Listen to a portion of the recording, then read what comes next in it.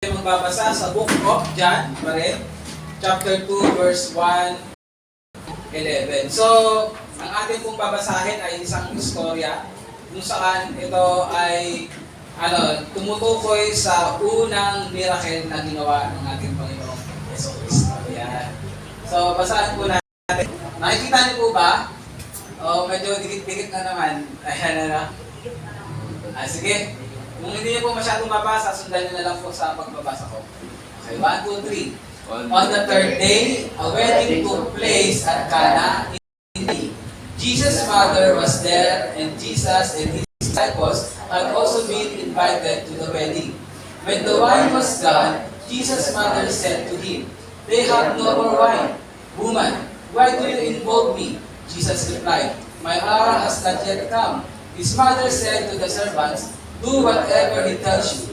Nearby stood 6 stone water jars, the kind used by the Jews for ceremonial washing, each holding from 20 to 30 gallons. Jesus said to the servants, "Fill the jars with water." So they filled them to the brim. Then he told them, "Now draw some out and take it to the master of the banquet." They did so, and the master of the banquet tasted the water that had been turned into wine. He did not realize where it had come from, though the servants who had drawn the water knew.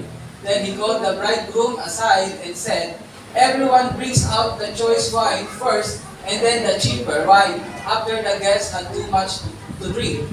But you have saved the best till now." What Jesus did here in Cana of Galilee was the first of the signs through which He revealed His glory, and His disciples believed in Him. Tayo po'y manalangin. Salamat po aming Diyos Ama muli na makaparinig at makapag-aral ng iyong salita. Alam po namin na ito ay pagpapala na nagmumula sa iyo, at ito ay isang pagpapala Lord na nais mong matanggap ng bawat isa. Sa umagang ito, Banal na Espiritu Santo, umilos na po sa iyong dakilang kaparaanan. Ito po ang magbukas ng puso, ng pandinig at isipan ng bawat isa sa amin. At malayo namin matanggap, Lord, ng buong-buo ang yaman ng iyong salita, ang katotohanan sa iyong salita. At Lord, ang mga dapat namin, Lord God, matanggap upang kami ay lumago sa aming pananampalataya at relationship sa iyo. Ano bang ginagawa ng kalaban na kami ay i-distract? Ano man, Lord God, ang mga maaari, Lord God, na makapag-out of focus sa amin, in Jesus' mighty name, yung nga pong alisin, ay yung pong basahan, Lord God.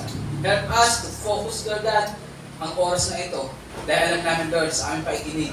Ito rin, Lord, ay aming paraan ng pag-worship sa iyo.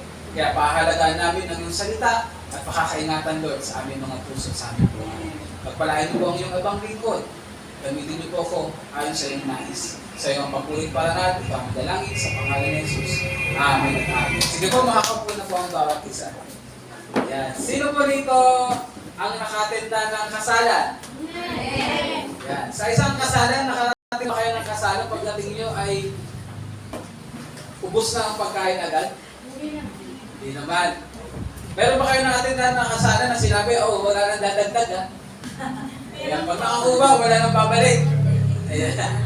Wala naman siguro, no? Pero alam nyo, correct me if I'm wrong, dito sa Batangas, ang kasalan, before ng kasalan ay, sabihin na natin yung kakuha ng kasalan, ng celebration ng kasalan, ay tumatagal pa ng 3 araw, tama ba? 3 araw. Bago ang kasalan, di ba? Then, ang araw ng kasalan, at pagkatapos ng kasalan. Kasi tanda ko, nung ako ay high school, mga 3rd year high school ata ako noon, first time ko pumunta ng Batangas, ang tanda ko sa Tanawan ata yun, urabot ng 3 araw yung kainan. Ayan. At dito rin ako nakakita na yung mga preparation ay nasa, ano ba tawag doon, yung planggana na malalaki? Ang karne, ano doon lahat ng ulam. At hindi lang yun basta isang planggana, kundi siguro nakita ko nasa 10 planggana. Tapos gumagawa pa sila ng bilo-bilo. Yung mga bilo-bilo pa. So sabi ko, grabe naman ang handaan dito. Kasi sa Manila, kapag may handaan doon, talagang ang pinakahandaan isang araw lang. Sa bahay yun. How much more kapag natulad sabi natin nung kami kinasal, sa kami. Ayan. Hindi nga, wala nang ilang oras. Kasi may bayad. Pero sabi nga isa sa mahalaga kapag merong kasalan, syempre, yung ikakasal. At syempre, yung magkakasal. Pero isa po sa makikita na bibigyan ng paghahanda ay yung mabusog ang mga bisita. Amen po ba? Ayan, so sa mga gusto mong pakasal dyan, pagdating ng panahon, isa yan yung paghahandaan nyo rin talaga. Kasi, syempre, yung mga tao magte-take part sa special day ninyo, ay kailangan din mabusog. Amen po ba? So sabi nga, mahirap naman na ikaw ay nagkaroon ng handaan sa kasalan, pero mabibitin. Amen? Alam mo ito din. So, mahirap yon. Alam niyo po ba, itong kwento na ating nabasa ngayon ay, ito rin ay isang tawag doon, kasalan. Amen po ba? At isa po sa katotohanan, sa panahon mo nila Jesus, ang kasalan po ay, sabi ko nga dito sa Batangas, tumatagal ng 3 araw. Alam niyo po, sa kasalan sa panahon nila Jesus, ito po ay tumatagal ng 1 linggo. Ayan. 1 linggo. Ayan. So this event takes place at a wedding in Cana in Galilee. At nakikita natin dyan ang ating Panginoon Jesus, ang kanyang nanay at ang kanyang mga disciples ay mga bisita. Amen po ba? Sabi nga, alam naman natin na ang weddings, ito ay moments of joy. Amen? Although may makikita ka mga umiiyak dyan, lalo na yung mga tatay daw kapag yung anak na babae ang ikakasal. Pero ito pa rin ay moments of joy. Ito rin ay panahon kung saan ay nagse-celebrate. At sabi nga, ito rin ang panahon o isang gawain na nagpapakita ng abundance. Ibig sabihin, ay talagang merong pagpapala. Ayan, Ang istorya natin, meron pong pangyayari na yung kasayahan ay pwedeng mangyari may turn to embarrassment. Ayan. Bakit? Di ba, nabasa natin kasi ang wine ay naubos na. Was gone. Second, the wine was gone. Ibig sabihin, ubos na. Ayan, ubos na. Pero alam niyo po ba, bakit nga ba mahalaga sa kanila yung wine? Kasi po yung wine, ito po ay nagsisimbolo ng joy. Ito ay nagsisimbolo ng celebration sa time nila. So, kung ito po ay mauubos na, ito po ay major problem sa panahon nila. Ayan. So, sabi nga doon, the wine was gone, a major problem in their culture because it would bring great embarrassment and shame to the groom's family. Ibig sabihin, pag naubusan ng wine, sinasabi nila na wala pa ng kakayanan tong pamilya ng lalaki. Ayan, sino yung mga lalaki dito? Ayan, sa panahon nila, ang lalaki ang naghahanda. Ayan, ngayon, huwag naman yung babae ang maghanda. Lalaki pa rin. Amen? Mga lalaki say yes. Yes. Ay, parang wala Yung pang lalaking yes. 1, 2, 3. Yes. Dapat malakas yung ano nire din. 1, 2, 3. Yes. Bago i-retin. Nandito ako ngayon Pastor, paborito ako Si Clinton kasi bro Ayan. So sabi nga dahil nga tumatagal ng 1 linggo, tingnan nyo na lang, isipin nyo na lang, gaano kaya karaming wine ang kailangan. Yan. 7-Eleven, talagang matindi. So, ibig sabihin talagang, sabi nga nabasa natin kanina, sa simula, doon nila nilalabas yung pinaka magandang klase, yung good or great quality ng wine. At kapag mauubos na, ipapalitan nila ngayon yung mga cheaper wine. Amen? Kaso nga lang dito, anong nangyari? Maging yung cheaper wine, ubos na. So, hindi pa tapos yung week, pero mauubos na. So, makikita natin dito na ito ay tawag doon talagang disaster ang mangyayari. Alam niyo po ba, habang nag-research ako dito, sa istorya na ito, nabasa ko na hindi lang pala ito basta embarrassment sa pamilya. Alam niyo po ba na sa culture nila, pwede pang mag-fine yung pamilya. Pwede pa silang merong bayaran dahil hindi nila na-meet yung dapat haba ng celebration. Antindi Meron pa silang fine na pwedeng mangyari sa kanila. Kaya naman talagang kailangang mag-intervene. Kung sinabi nyo mag-intervene, meron dapat umis. Amen po ba? So, isipin nyo na lang kung kayo may kasal. Tapos biglang sinabi, naku, ubos na yung kanin. Bakit kanin? Alam sa Pilipino kasi kahit maraming ulam, pag walang kanin, disaster yun. Amen? Sabi, ubus na ang kanin, meron pa tayong 3 araw pa na celebration, pero ubus na ang kanin. Ayan. So, mahirap po yun. So, dito sa istorya ngayon, makikita natin kung paano ang ating Panginoong Hesus ay pinakita niya ang kanyang glory. Amen po ba? Pag-aaralan natin ngayon ang sitwasyon, ano nga ba ang mga nangyari, at ano ang naging part ni Mary. Yan. Hindi ko siya tatawagin mother, kasi hindi ko siya mother. Ayan, Mary lang.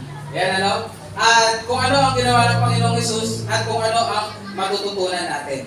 Ready na po ba ang bawat isa? Amen. Ayan, so it's now 11 a.m. Ayan, tayo po ay magsimula. Sige. Sige po, Kuya Renzi. Ay, lipat na po. Ayan. Una po, tingnan natin ang situation. Ano nga daw po yun?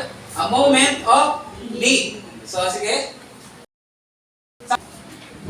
Ang una po, makikita natin dito, merong wedding. Yan, there's a celebration or wedding in Cana. So, this was an ordinary village. Alam niyo po yung Cana, hindi po ito yung kilalang lugar. Dito sa Pilipinas, anong lugar ang alam niyong kilala? Yung talagang pag sinabi, maraming mayaman, maraming kilala.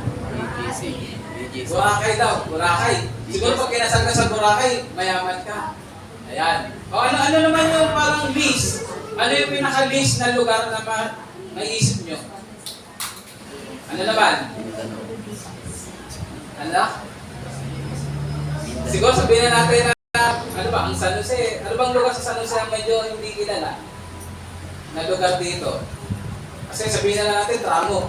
Ay, lugar. Halimbawa, Tramo. Kasi pag sinabing Tramo, dating daanan ng tren. Ayan, maraming ayaw tumira. Paputik, pagtag, ulan. Ayan, so sabihin na lang natin yung Cana, ito ay isang lugar na hindi ganun kakilala.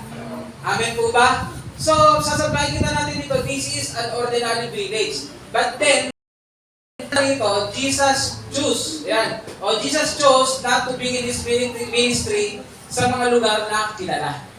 Ang Panginoong Jesucristo, lagi siya doon sa humble setting. Sabi niyo nga po, humble setting. Yeah. Pag sinabing humble setting, alam niyo po yun yung lugar o isang setting na karamihan may ayaw nito. Amen? Kung ikaw, anak ka ni, sabihin natin kung anak ka ni, tagto na kilalang mayaman tao, gusto mo ba ikaw ay panganak sa sapsaban? Amen? Di ba ayaw natin? Pero ang Panginoong Hesus, una, humble setting niya, siya ay pinanganak sa sapsaban. Amen po ba? At ngayon naman, yung unang miracle na gagawin niya, o ano ginawa niya, ay humble setting pa rin. Bakit? It happened in an ordinary village. Amen po ba? At sinabi nga, no, ito ay wedding sa isang small town. Ano po yung makikita natin dito? Kadalasan po, ang ating Diyos, nire-reveal niya ang kanyang glory sa mga tinatawag nating ordinary events sa buhay natin. Amen po ba? Hindi doon sa mga mag-alpong pangyayari. Hindi doon sa marami makakita. Kadalasan po sa mga ordinary events ng buhay natin. Doon pinapakita ng Diyos ang kanyang glory. So anong sunod na makikita natin dito? Yung crisis. Eh pag narinig nyo yung word na crisis, matindi po yan. Ibig sabihin po, ito po talaga ngayon yung nararanasan ng mag-asawa at yung pamilya ng groom. Ano daw yun? They have no more wine. Running out of wine was more than a social inconvenience. Ito nga yung sinabi, it was a disgrace. Ano ba sa Tagalog yung disgrace? Kahihiyan. It was a disgrace in that culture. Kaya ganun tatong kabigat. Sabi nga, no, the host will be publicly shamed. Ayan. Pag-uusapan sila ng small village. Na anak ko, nung kinasal yan, ako, naubusan niya ng wine. Nako, hindi naging masaya sa lugar na yan. Ang pangit ng kanilang kasal. Gusto niyo bang masabihan ng gano'n pag kinasal kayo? Ayaw, di ba? Lagi gusto natin marinig magandang bagay. So, ayun yung crisis. Pangatlong bagay, makikita natin dito, eto na. Dito magsisimula ang lahat. Ano daw po yun? Mary's awareness o yung tinatawag na observation and concern. Ayan. Mary notices the problem before anyone else and says to Jesus, ano daw? They have no more wine. Alam niyo po, isa sa misconception sa verse na ito ay sinasabi nila si Mary, inutusan niya si Jesus kasi anak niya daw. Pero lilinawin natin. Amen po ba? Lilinawin natin. Sa sitwasyon na ito, hindi po inutusan ni Mary si Jesus. Sabi mo sa katabi mo, hindi inutusan. Ayan. Kasi, alam niyo naman yun. Ba't ko ba kailangan banggitin yun? Kasi isa rin to sa pinangahawakan ng iba na si Jesus sumusunod kay Mary. Kaya, alam niyo na ngayon. Amen? So, ano nga ba yung statement ni Mary nang sinabi niya, they have no more wine? Sige na. Yan. This statement shows na si Mary compassion. Mary is concerned for the host or of that situation, host situation. Kasi tinatawag na perceptiveness, she recognized need even before it was public. Amen po ba? At meron din siyang pinakita, ano daw yun? Faith in Jesus. Sabi ko nga sa inyo, kung merong isang lubos na nakakilala sa Panginoong Hesus, sino yun? Si Mary. Bakit? Sino yung nakatanggap ng balita na siya ay magbubuntis na galing sa Banal na Espiritu Santo? Si Mary. At sino yung nagbuntis? Si Mary. Kaya naman, siya yung merong confidence na i-report sa Panginoong Hesus na wala ng anak. Amen po ba? Sabi nga no, she doesn't ask directly for a miracle. She simply presents the problem. Ayo, ulitin natin, si Mary hindi nag-utos. Ang ginawa niya, pinaalam niya ang problema. Trusting that Jesus can do something about it. Meron pag-aaral. Bakit nga daw kaya si Mary ay parang concerned na concerned? Yan. Isa ba nakatanong kayo doon? Nung nabasa niyo ba ito, napatanong ba kayo na bakit kailangan sabihin ni Mary na bakit wala ng wine? Yan. Alam niyo po yung mga possibilities. Isa po sa possibility na si Mary po, isa po siya, tawag doon, isa sa, sabihin natin na kumikilos doon sa kasalan. Yan. Kaya alam niya kung wala ng wine. Kung baga parang sabihin natin, halimbawa ikakasal si Reden at si Abby. Ang magiging Clinton. Alam niyo na. Yan, si Clinton. So, ang tagahatid na, ang ano naman ng mga tao doon, ang tagahatid naman ng mga pagkain, ng mga kananayan, halimbawa. Amen? So, alam ngayon ng mga kananayan, kapag meron ng kulang. Amen? Ayan. So, it is possible na si Mary ay isa sa mga tawag doon, kumikilos doon sa kasalan. Amen po ba? So, palinaw po ba sa atin yan? Ibig sabihin, she is very aware of what is happening. Amen po ba? Ayan. Pero sa part na to, ano yung naging malinaw sa atin? Si Mary, hindi niya inutusan si Jesus. Kundi, ipresenta niya ang problema. Is that clear? Malinaw po ba? Ayan. Number 2. Himay-himayin natin ang istorya. So the response. Ano nga ba ang naging response sa ating Panginoong Hesus? O yung tinatawag na divine timing and obedient faith. Una, sige kuya, ano ang reply ng ating Panginoon? My hour has not yet come. Ang aking oras ay hindi pa dumating. Alam niyo po ba, pag binabanggit po sa Bible, yung tinatawag na hour, the phrase my hour or the hour, it consistently refers to the time of Jesus' suffering. Ano yun? Pag sinabing suffering, yung kanyang death, resurrection, and glorification. So, nung si Jesus, sumagot sa kanyang nanay, ang sagot nga pa nga po, ano daw? Woman. Ayan, woman. Alam niyo po ba, yung may nag-isip siguro sa inyo parang ang bastos naman.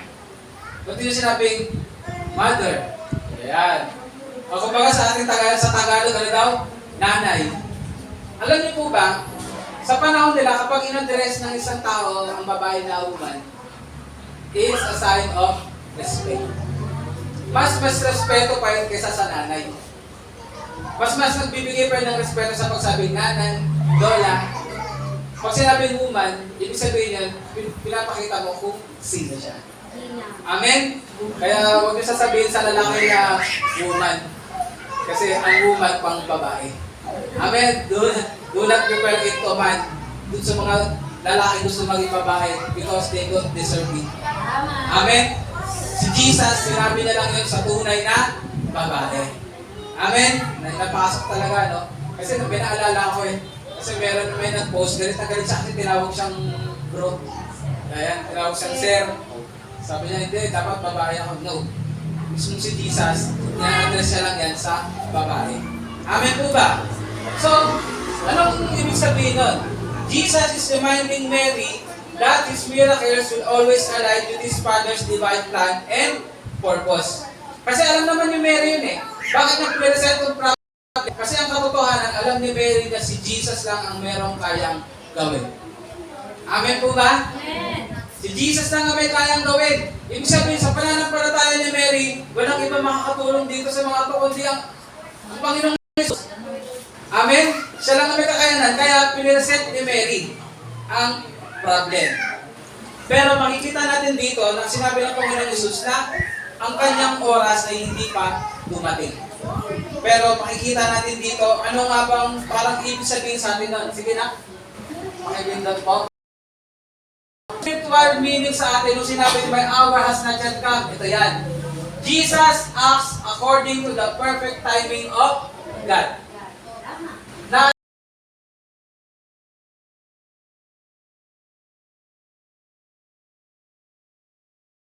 nagpipray siya. Di ba? Walang trabaho, kailangan ng trabaho, nag-a-apply siya, nag-interview siya. Amen? Gantay si Ate Ruth. Pag tinanong niyo po siya, hindi ko basta isang buwan lang. Umiyak siya. Amen? Pero nagpatuloy sa Ate Ruth.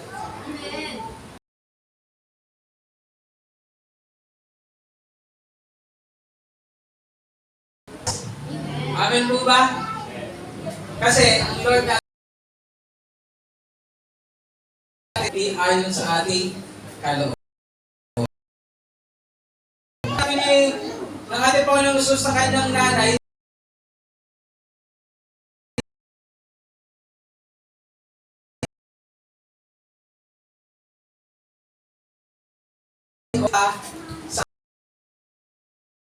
ako, lagi sinasabi ni Jesus na siya ay nandito sa lupa, laging nakatuon ng Diyos Ama. Amen. Pangalawa, even when He seems to delay, His purpose is greater than what we can see.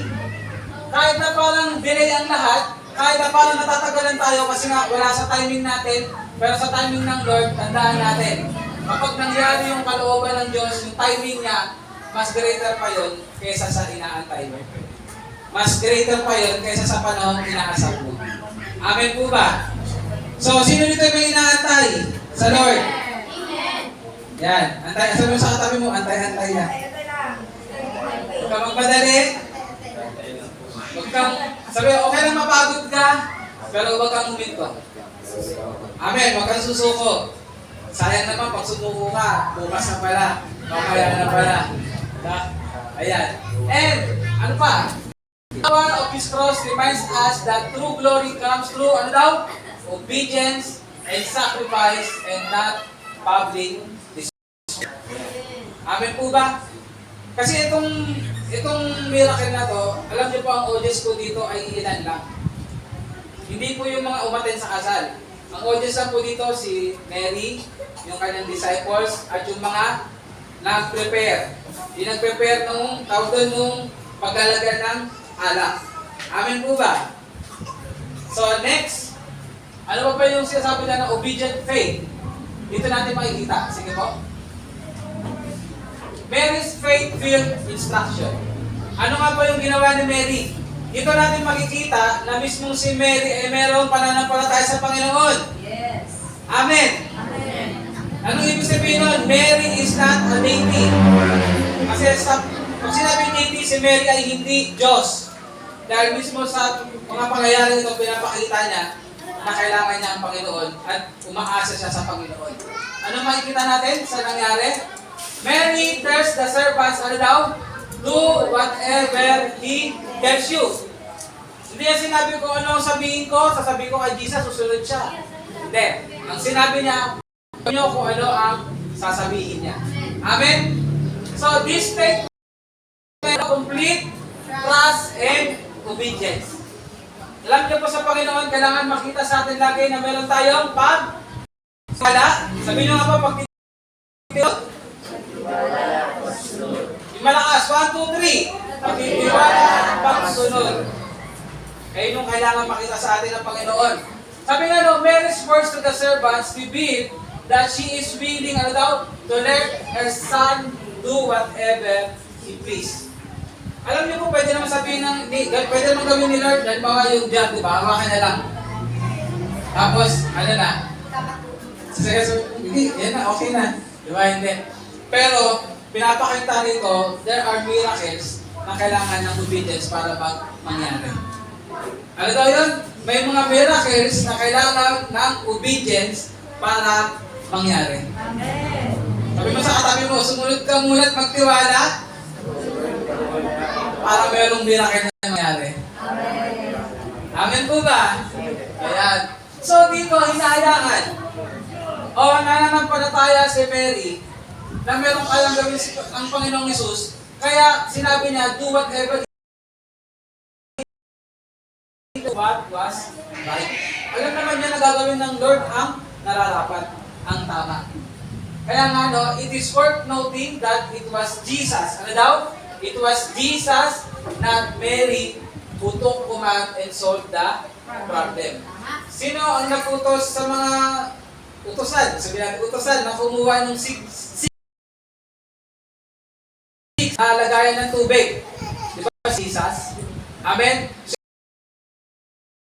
Si Jesus. Okay? So, hindi si Mary ang nagpukumat, kundi ang ating Panginoong Hesus. Ang ginawa lang ni Mary pointed not to herself, but to Jesus. Amen.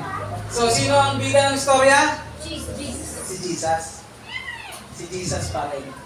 Kasi si Jesus ang may magagawa. Si Jesus ang makapangyarihan. Ang usapan natin ngayon yung nangyari. Yan. At ano nga ba yung principle na makikita natin dito? Sige po, Kuya Rex. The miracle, the transformation by obedience. Sige po. Una po, mababasa natin dyan na nagpakuha ang ating Panginoon Jesus ng vessels of stone. Amen? Alam niyo yung vessels of stone na to, actually, ginagamit ito para panghugas nila. Hindi pang-inom. Panghugas ng mga kamay. Ba't tayo naghugas ng kamay? Para luminis ang ating kamay. Amen? Sa kanila po, ang simbolo nun ay purification. Purification, yan. Now, sabi na purification, pero yung tubig na lumalabas doon, ito ay nagsisimbolize ng ritual o ng magiging relihiyoso. Amen? Sa panahon natin ngayon, ano ang nagpapakita na tayo ay relihiyoso? Sisimba. Totoo lang. Amen? Pero sa pagsisimba mo ba, mayroon bang pagbabago nangyayari sa buhay mo? Amen. Dapat. Amen? Kasi kung walang pagbabago, ang ginagawa mo ay ritual lang. Gets natin?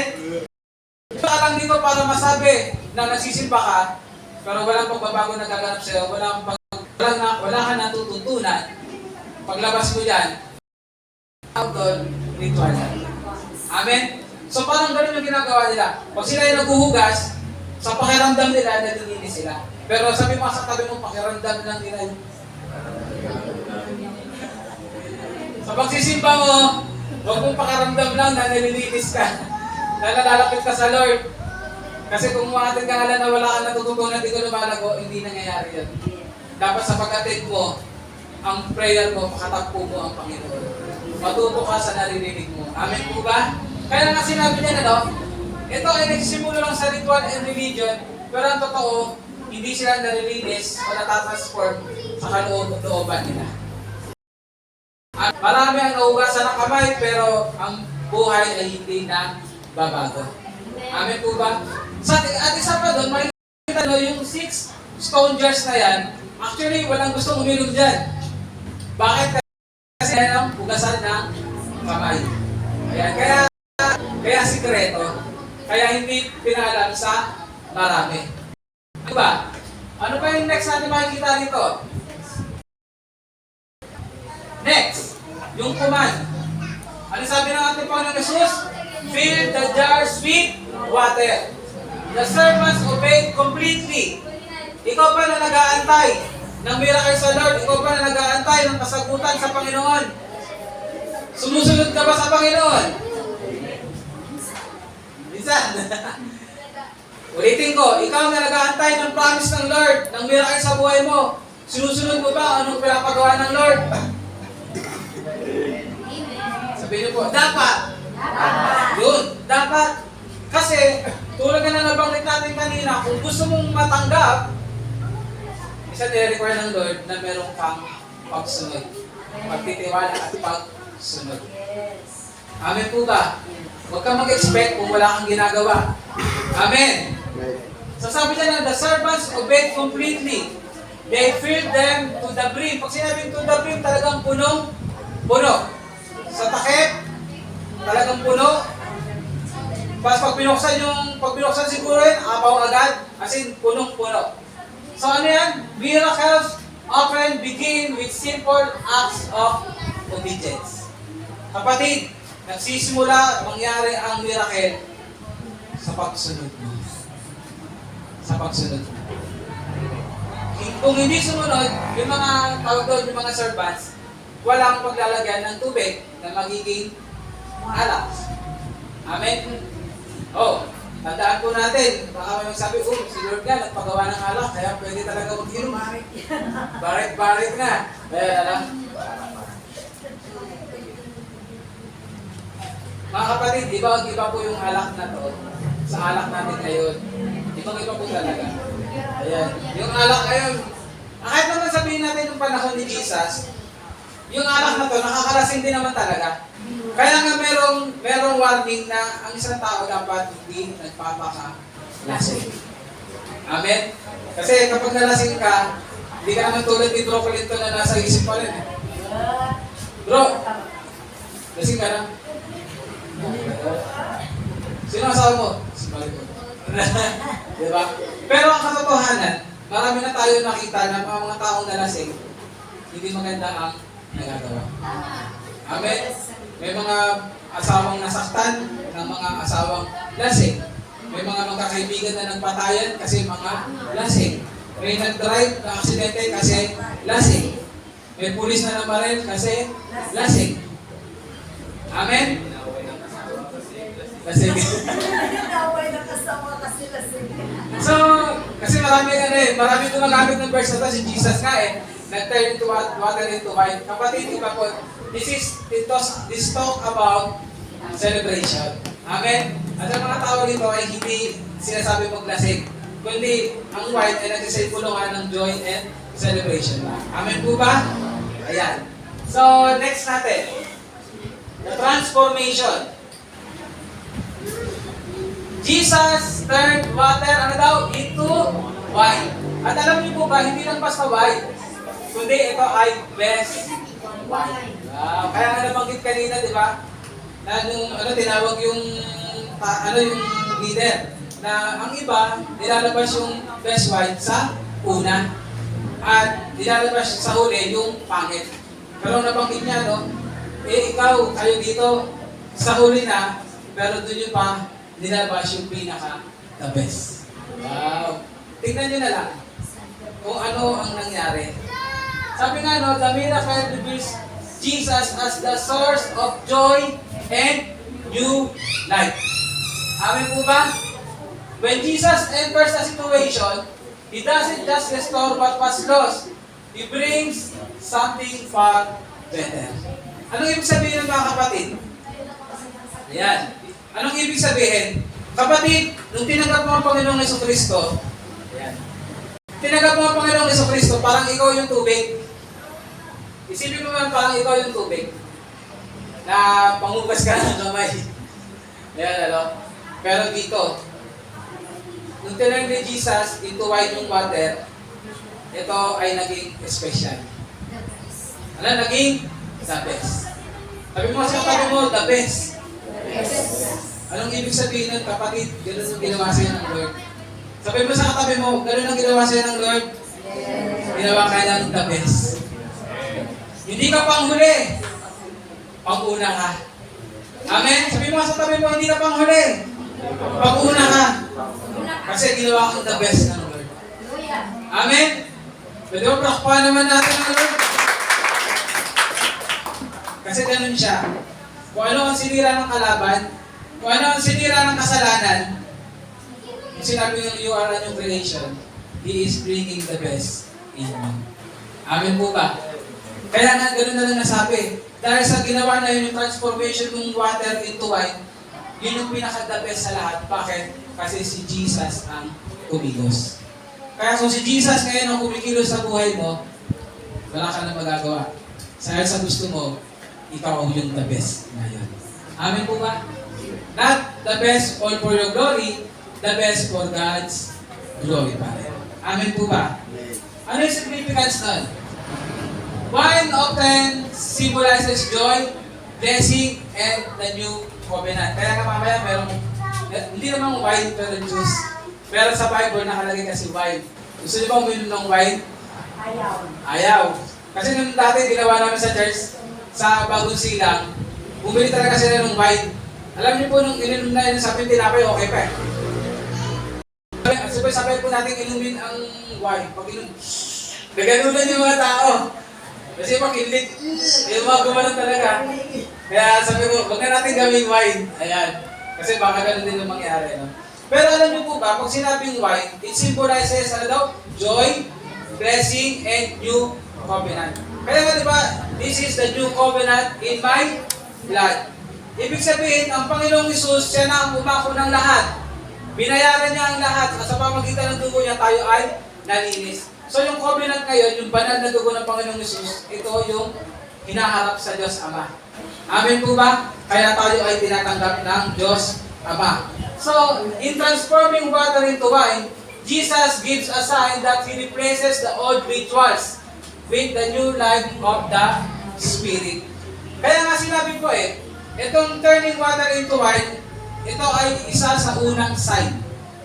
Amen? Unang sign kung ano si Kristo at kung ano ang gagawin niya. Amen? Na yung wine na yon, water into wine, nagpapakita na yung wine, ayun yung magiging new covenant. Amen po ba? Nakukuha po ba natin? Yes. Hindi po ba ako mabilis? Matagal? Kaya. So, makita natin doon na napakaganda ng ginawa ng Panginoong Hesus.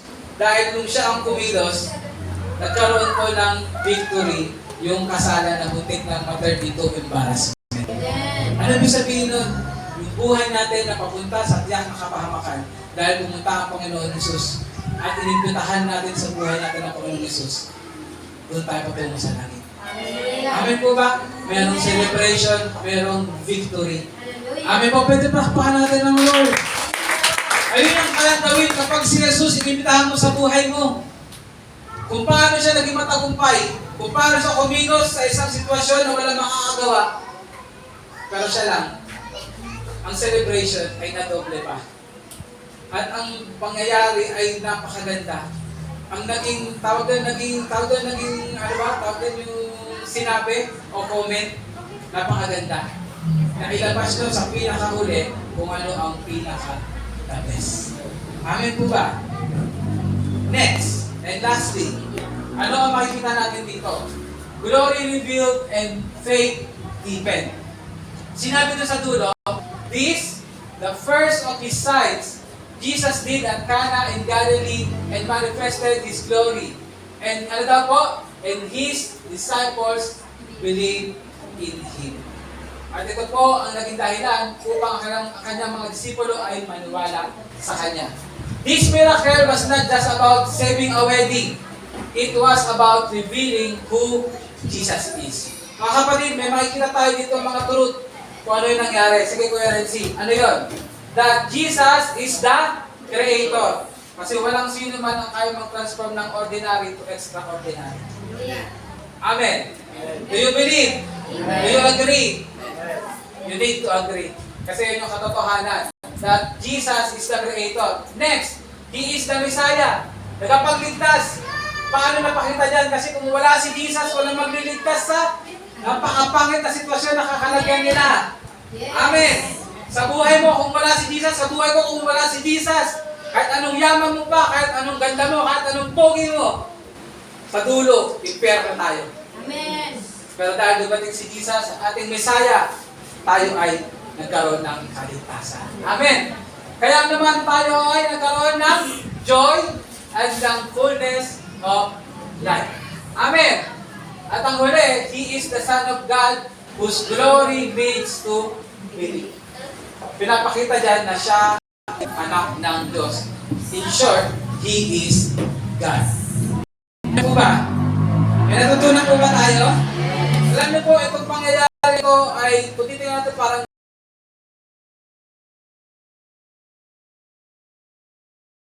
ang daming truth, makikita. Isa po sa truth doon is about Mary.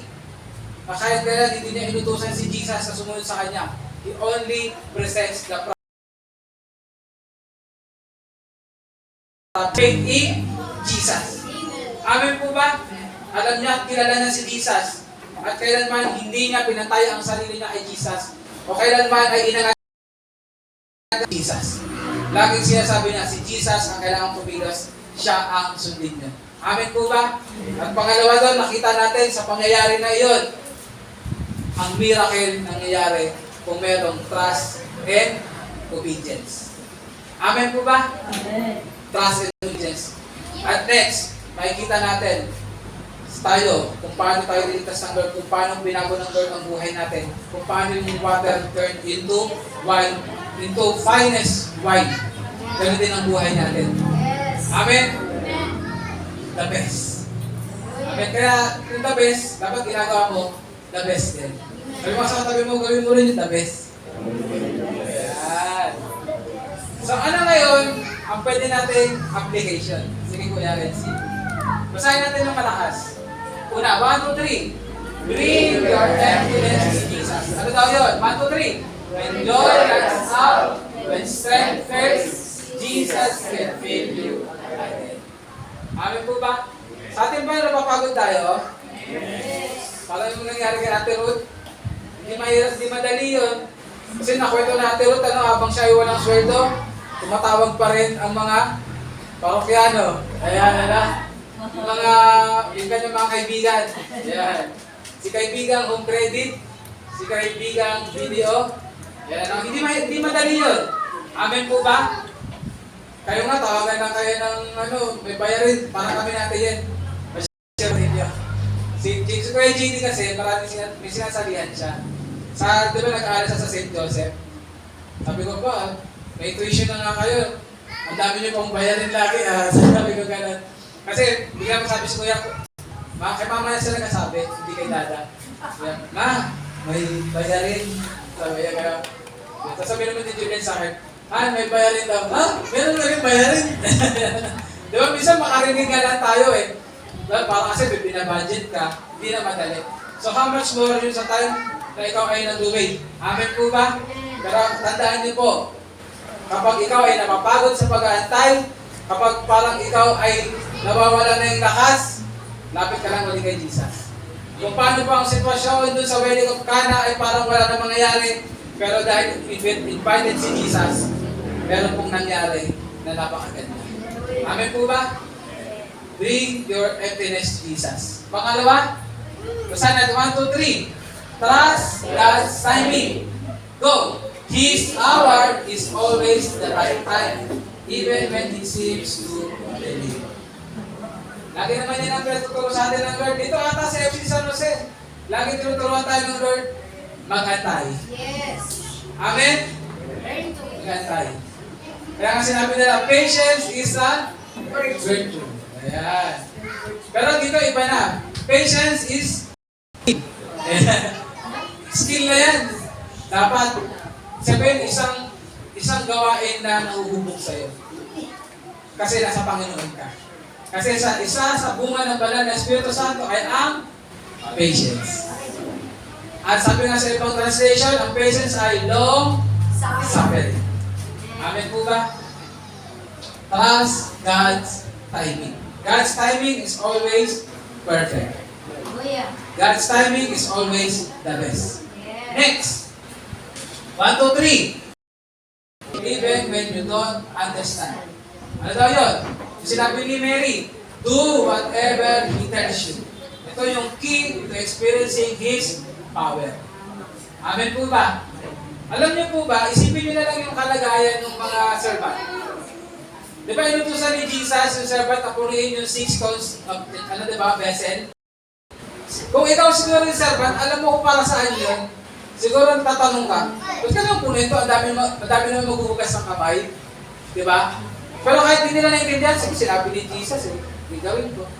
Pero alam niyo yun, isa sila sa tingin ko talagang totoong namangha. Na itong lagayan ng tubig na panghugas, akala mo, ito pala yung magiging lagayan ng pinaka-best wine sa lahat. Amen? Hindi na nanunawaan pero sa pagsunod nila, makita nila ang miracle. Makita nila, nasaksihan nila ang kapangyarihan ng Panginoon. So ganun din sa atin. Even if you don't understand, sumunod ka na. Sabi mo sa katabi mo ngayon, sunod na tayo kay Lord. Kasi sa pagsunod, doon natin ma-experience ang power ng Panginoon Jesus. Amen? Amen. At ang panghuli, makikita natin dito, let Jesus transform your life. Kapatid, kung ang tubig ginawa ng best wine, kamas mo ang buhay mo. Amen? Mas mahalaga ka naman sa tubig. Kasi nilikha ka ng Diyos ayon sa wangis niya. Amen? So, God will transform your life. Let Him transform your life. Kahit tayo mga Kristiyano na ngayon, araw-araw tayo magpabago sa ating Panginoon. He doesn't just make life better. Ano daw yun? He makes it new. Amen? Kapatid, magpabago tayo sa Panginoon. Kaya niyang baguhin ang buhay natin. Araw-araw. Glory to God. Anong ibig sabihin? Kapatid, kung ang Panginoon Jesus, invited siya sa wedding sa Cana, may nangyari maganda sa buhay mo. Ito lang ang sabihin ko ngayong umaga. Always invite Jesus in your life. Every hour. Alam mo, every minute. Ibig sabihin, hanggat nabubuhay ka. Kaya mong Panginoong Jesus ay kasama. Amen po ba? Sabi nga no, He will turn sorrow into joy. Gagawin niya ang isang bagay na mapunta sa embarrassment into total celebration. Amen po ba? Ayun po ang ginagawa ng ating Panginoon. At ito po ang pinapakita na importance bakit po naisulat ang istorya about wedding in Cana. Amen po. May naunawa po ba tayo? May natutunan? Mas na-appreciate nyo ba ang Lord? Ulitin ko, mas na-appreciate nyo ba ang ating Panginoong Jesus? Yan. Sige po. Alam ko na ang Lord ang bida, ang Lord ang kailangan natin, ang Lord ang dapat mahalin natin ng Diyos. At ang purpose po ng ating preaching ngayon, ganun pa rin. Amen. Sige po, tayo pong lahat ay tumayo. Tayo po'y manalangin.